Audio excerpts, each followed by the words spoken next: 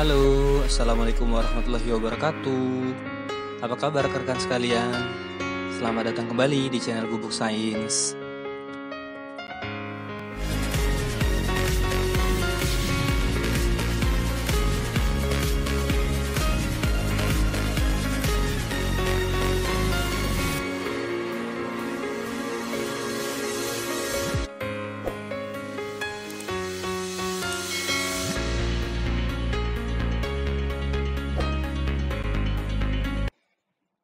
Ya, halo rekan-rekan sekalian. Terima kasih ya sudah datang kembali ke channel Gubuk Sains.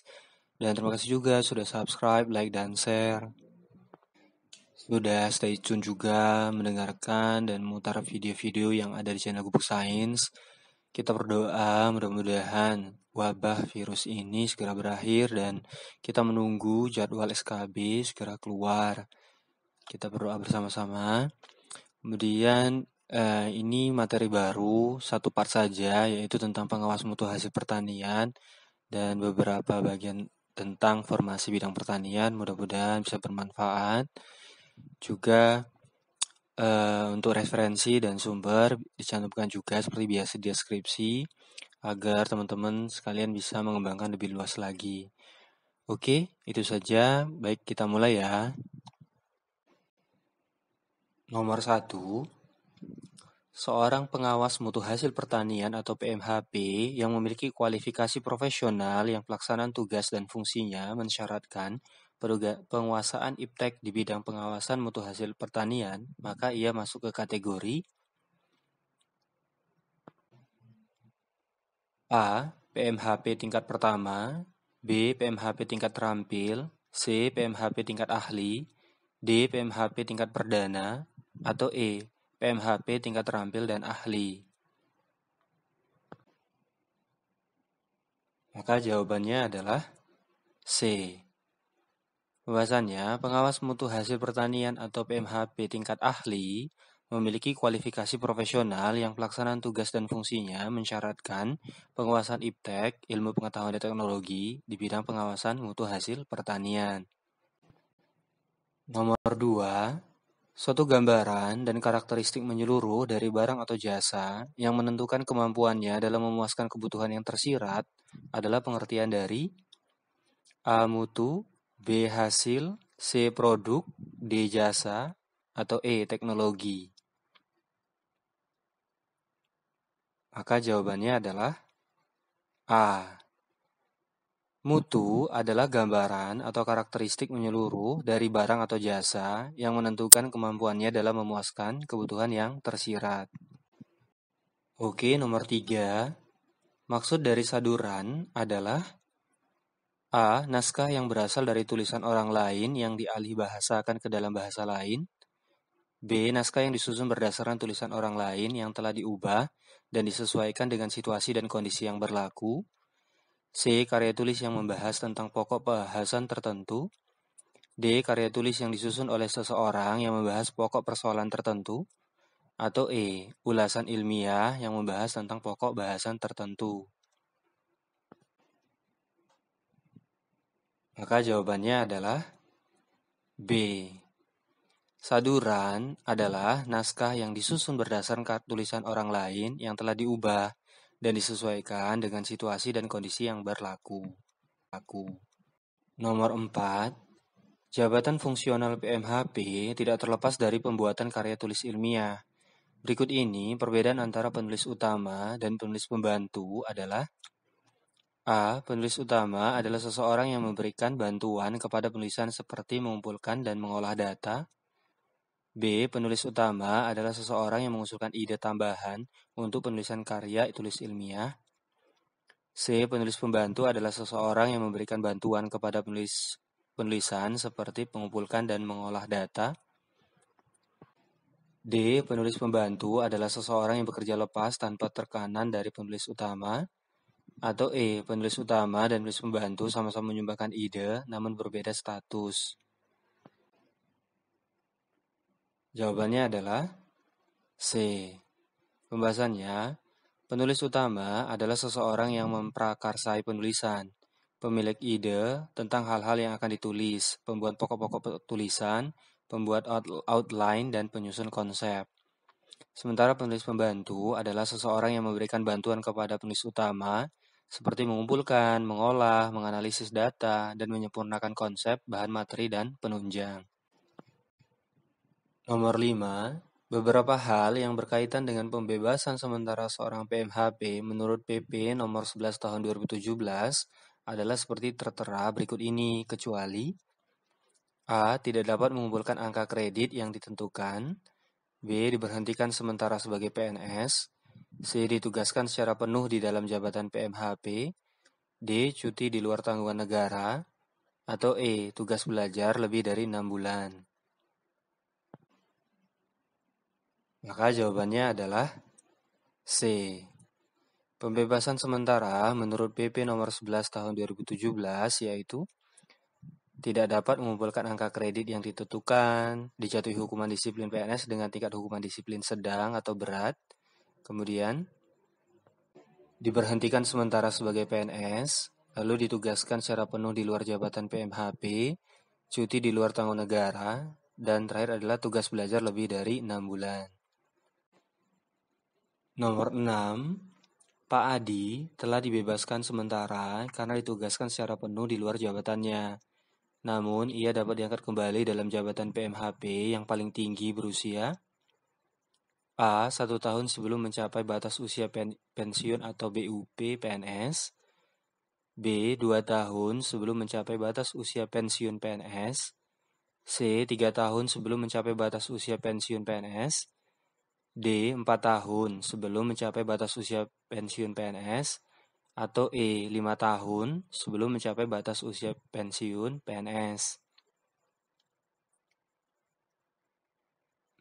Maka jawabannya adalah B.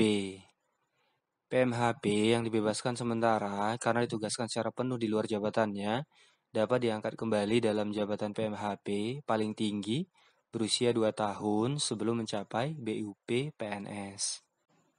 Nomor 7. Dita adalah seorang PMHP ahli pertama yang memiliki angka kredit 100. Kemudian pada periode di tahun berikutnya ia berhasil memperoleh angka kredit 100 hingga menjadi 200.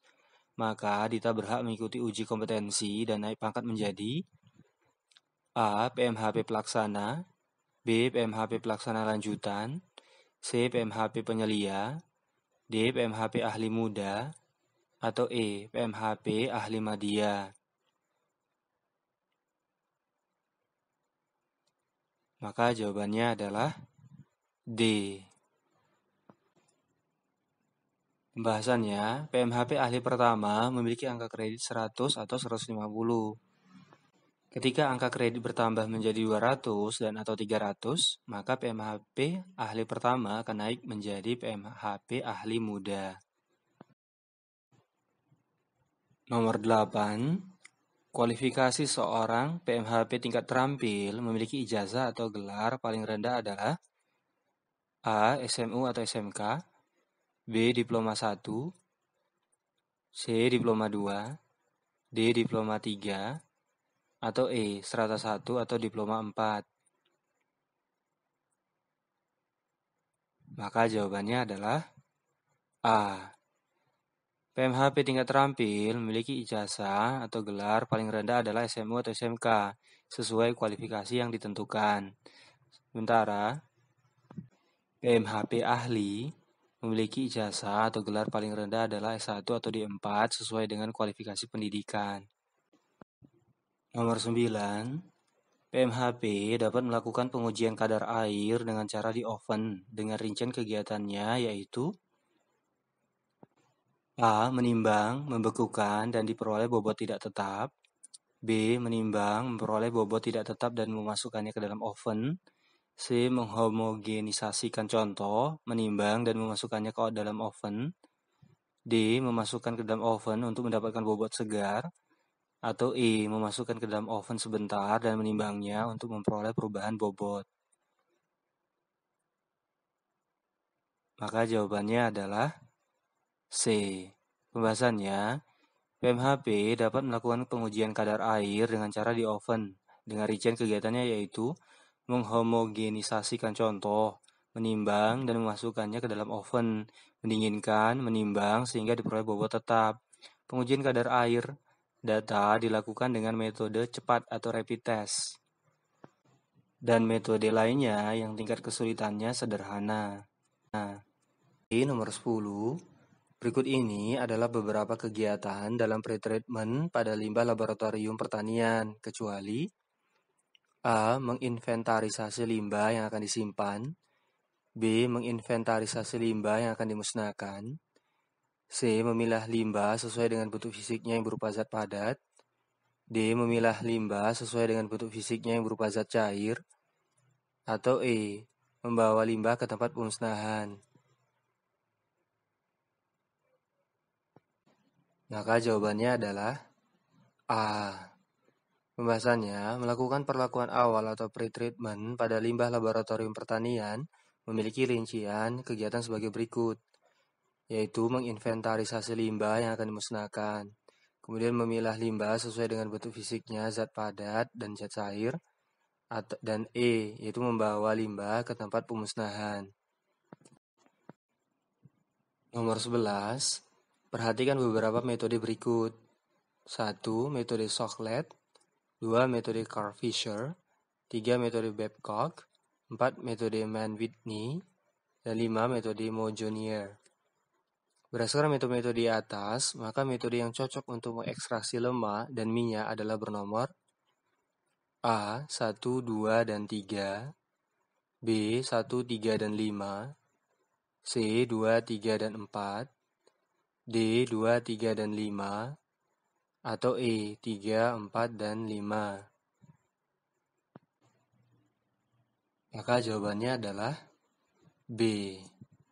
Metode untuk ekstraksi lemak yaitu 1. Metode Sochlet, yaitu prinsip analisisnya ekstraksi lemak dengan pelarut lemak seperti petroleum ether, petroleum benzen, diethyl ether, aseton, metanol, dan lain-lain. Kemudian metode Babcock dengan prinsip analisisnya yaitu penentuan volume lemak sampel cair dengan proses pelarutan sampel pada pelarut organik. Kemudian metode Montagnier yaitu prinsip analisisnya sampel yang dimasukkan ke dalam tabung Montagnier dilarutkan dengan etanol dan dihidrolisis dengan amonium hidroksida membentuk asam lemak bebas yang selanjutnya diekstrak dengan menggunakan pelarut organik diethyl ether dan petroleum ether. Nomor 12. Metode untuk ekstraksi lemak dan minyak yang prinsip analisisnya menggunakan pelarut metanol, petroleum ether, atau aseton adalah A. Metode Sochlet, B. Metode Carl-Fisher, C. Metode Babcock, D. Metode Mann-Whitney, atau E. Metode Montagnier.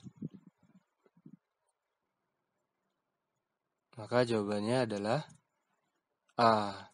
Pembahasannya, metode Sochlet yaitu memiliki prinsip analisis ekstraksi lemak dengan pelarut lemak seperti petroleum ether, petroleum benzen, diethyl ether, aseton, metanol, dan lain-lain. Nomor 13. Dodit sedang mengawasi kandungan lemak pada suatu bahan pertanian. Dalam menguji kadar lemak atau minyak diperlukan suatu metode. Salah satunya adalah metode Sochlet. Berikut ini yang bukan termasuk pelarut yang digunakan pada metode Sochlet adalah A. Petroleum ether, B. Petroleum benzen, C. Diethyl ether, D. Triasil gliserida, atau E. Metanol.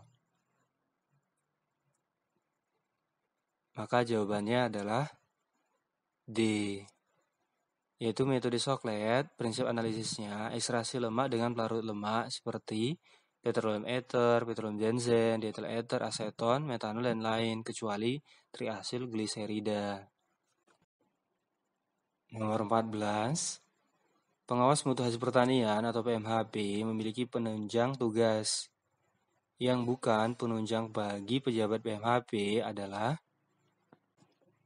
A. Mengajar atau melatih pada pendidikan dan pelatihan pegawai, B. Ikut serta dalam seminar atau lokakarya atau konferensi, C. Keanggotaan dalam organisasi masyarakat, D. Keanggotaan dalam tim penilai, atau E. Perolehan penghargaan atau tanda jasa. Maka jawabannya adalah C. Pembahasannya, penunjang tugas pengawas mutu hasil pertanian atau PMHP yaitu mengajar atau melatih pada pendidikan dan pelatihan pegawai, kemudian ikut serta dalam seminar atau lokakarya atau konferensi, kemudian keanggotaan dalam organisasi profesi masyarakat, kemudian keanggotaan dalam tim menilai, lalu perolehan penghargaan atau tanda jasa, dan terakhir adalah perolehan gelar kesarjanaan lainnya. Lanjut nomor 15.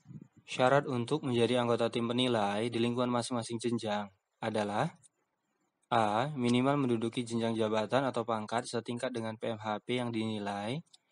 B. Paling kurang menduduki jenjang jabatan atau pangkat sederajat dengan PMHP yang tidak dinilai. C. Memiliki keahlian dan kemampuan untuk menilai kevalidan data administratif PMHP. D. Mempunyai kemampuan dalam menilai angka kredit PMHP. Atau E. Dapat aktif melakukan evaluasi. Maka jawabannya adalah A. Pembahasannya, syarat untuk menjadi anggota tim penilai di lingkungan masing-masing jenjang yaitu 1. Minimal menduduki jenjang jabatan atau pangkat setingkat dengan PMHP yang dinilai. 2. Mempunyai keahlian serta kemampuan untuk menilai prestasi kerja PMHP. Dan 3 adalah dapat aktif melakukan penilaian. Baik, itu tadi 15 soal SKB, seleksi kemampuan bidang. Mudah-mudahan bisa bermanfaat dan menjadi gambaran bagi teman-teman semua.